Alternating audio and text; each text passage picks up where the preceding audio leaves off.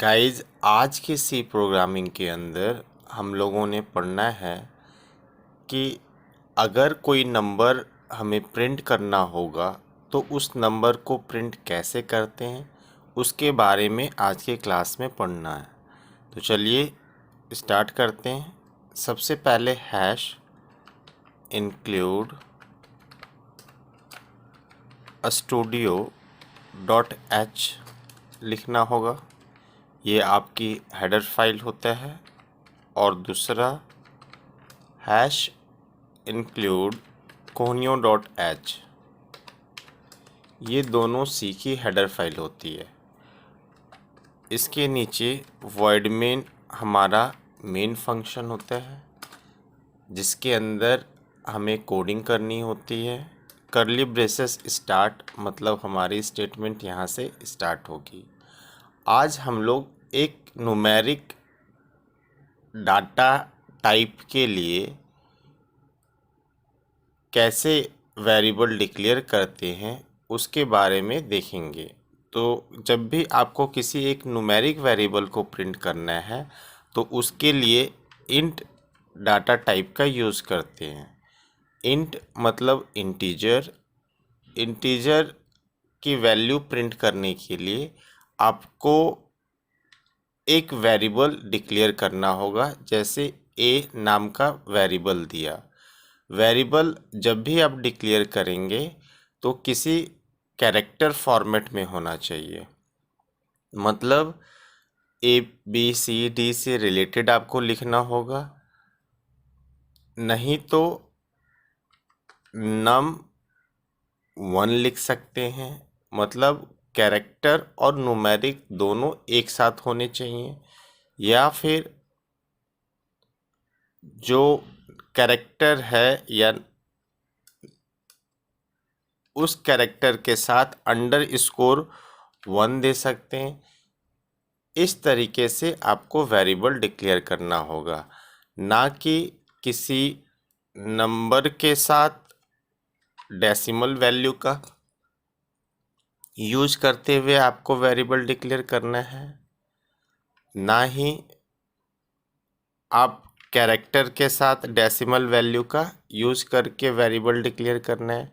जब भी करना है तो आपको न्यूमेरिक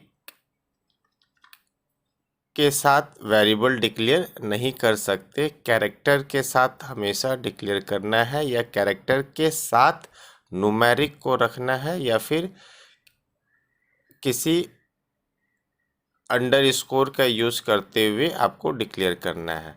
इस चीज़ का ध्यान रखेंगे। तो मैंने एक वेरिएबल डिक्लेयर किया इंट के साथ ए नाम का। अब हम लोग बात करते हैं कि वेरिएबल होता क्या है। वेरिएबल क्या होता है कि किसी भी मेमोरी एड्रेस के वैल्यू को अगर हमें कॉल करवाना है तो उससे कॉल एक वेरिएबल के साथ ही करवा सकेंगे। इसके लिए हमें वेरिएबल डिक्लेयर करना होता है। जैसे अगर जब भी किसी को हमें बुलाना होगा तो उसके नाम से ना बुलाते हुए उसके एड्रेस से हम कॉल करेंगे। तो जब भी कोई न्यूमेरिक या कैरेक्टर को हमें कॉल करना हो या फिर डेसिमल वैल्यू को कॉल करना है तो उसके साथ उसकी वेरिएबल भी होनी चाहिए, तभी उसे हम कॉल करवा सकते हैं। तो इंट ए नाम का एक वेरिएबल डिक्लेयर किया। ए की वैल्यू मैंने रखा है 8। अब इस 8 वाले वैल्यू को हमें प्रिंट करना है कि जो ए की वैल्यू है उस वैल्यू को हमें स्क्रीन पे दिखाना है।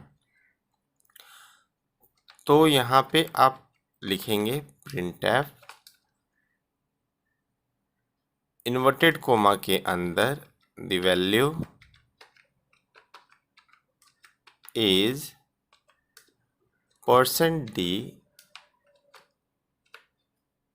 और किस वैल्यू को प्रिंट कर रहे हैं, ए की वैल्यू को। गेट cs से वापस मैसेज रिटर्न आ जाएगा और करली ब्रैकेट क्लोज। यहाँ पे आप देखेंगे कि printf के अंदर मैंने लिखा है द वैल्यू इज %d। जब भी किसी न्यूमेरिक वैल्यू को आपको स्क्रीन पे दिखाना है तो उसके लिए आपको %d लगाना होगा। बिना %d लगाए वो वैल्यू आपकी स्क्रीन पे शो नहीं करेगा। अभी आप इसे कंपाइल कर लें Alt F9 से, एरर 0, सक्सेस, प्रेस एनी की, एंटर करेंगे, हट जाएगा वो। फिर इसे रन करने के लिए कंट्रोल F9 एंटर कर दें तो ये देखिए पीछे का प्रोग्राम मेरा शो करके दिखा रहा है जो सेव किया हुआ है।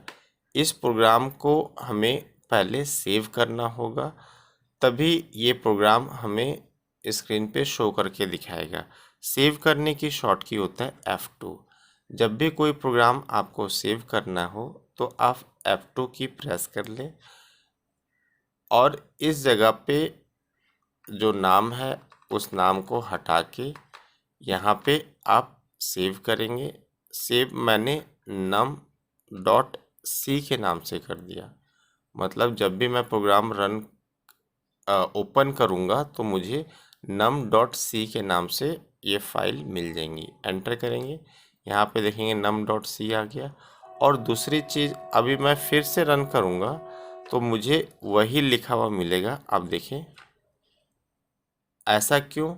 ऐसा इसलिए सेव करने के बावजूद भी मुझे दिख रहा है क्योंकि मैंने क्लियर स्क्रीन नहीं लगाया है कि जब भी मेरा प्रोग्राम रन हो तो पीछे वाली जो स्क्रीन है वो क्लियर करते हुए हमें शो करके दिखाए। तो उसके लिए आपको यहाँ लिखना होगा CLRSCR। अब इसे Alt F9 से कंपाइल करेंगे और कंट्रोल F9 से रन करेंगे तो आपको द वैल्यू इज़ 8 शो करके दिखा रहा है। अब यहाँ पे समझते हैं, अगर %d मैं नहीं लगाता, जैसे मैं यहाँ से %d हटा रहा हूँ, अब आप रन करेंगे तो आपको यहाँ पे वो नंबर शो नहीं करेगा। नंबर को अगर शो करवाना है तो उसके लिए आपको %d लगाना ही होगा। इस तरह से तभी %d जो सिंगल %d है वो एक वैल्यू को रिप्रेजेंट करता है, मतलब एक ही नंबर को शो करके दिखाएगा, चाहे वो नंबर सिंगल डिजिट में हो या फिर डबल डिजिट में हो, तब भी शो करके दिखाएगा। ये बात क्लियर है? फिर से मैं एक बार समझाने की कोशिश करता हूँ कि इंट एक integer type of data types है। जब भी सी प्रोग्रामिंग के अंदर आपको कैलकुलेशन का काम करना है, न्यूमेरिक कैलकुलेशन का काम करना है, तो उसके लिए इंट यूज़ करते हैं। इंट के साथ ए नाम का एक वेरिएबल है। वेरिएबल क्या होता है कि जब भी किसी मेमोरी एड्रेस के वैल्यू को हमें कॉल करवाना है और वो मेमोरी एड्रेस की वैल्यू को जब हम कॉल करवाते हैं तो वो वैल्यू जो होती है वो अपने एड्रेस के जगह पे काउंटिंग नंबर जनरेट करता है, 0 1 2 3 4 5 इस तरह से नंबर जनरेट करता है, जिससे एग्जैक्ट उसी नंबर को कॉल करवाया जा सके जिस नंबर की हमें ज़रूरत है। उसके लिए हम लोग वेरिएबल डिक्लेयर करते हैं। और कांस्टेंट क्या होता है? जो कि हमारी वैल्यू फिक्स्ड होती है, वो हमारे लिए कांस्टेंट होता है।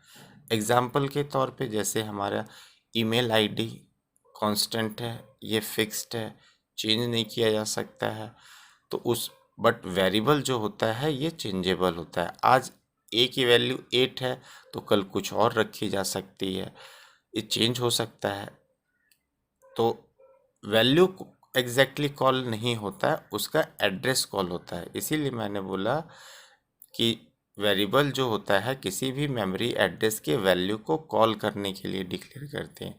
अब मुझे यकीन है कि आपको वेरिएबल के बारे में समझ में आ गया होगा कि कैसे वेरिएबल डिक्लेयर करना है। तो आज की क्लास में हम लोगों ने क्या देखा कि जब भी किसी नंबर को प्रिंट करना है तो उसके लिए इंट डाटा टाइप्स के हेल्प से ही आप उस नंबर को प्रिंट कर सकते हैं। बस आज की क्लास के लिए इतना ही। अगर मेरी वीडियो आप लोगों को अच्छी लगी हो तो प्लीज़ लाइक करें, सब्सक्राइब करें और अपने फ्रेंड्स के बीच में शेयर करें। Thank you.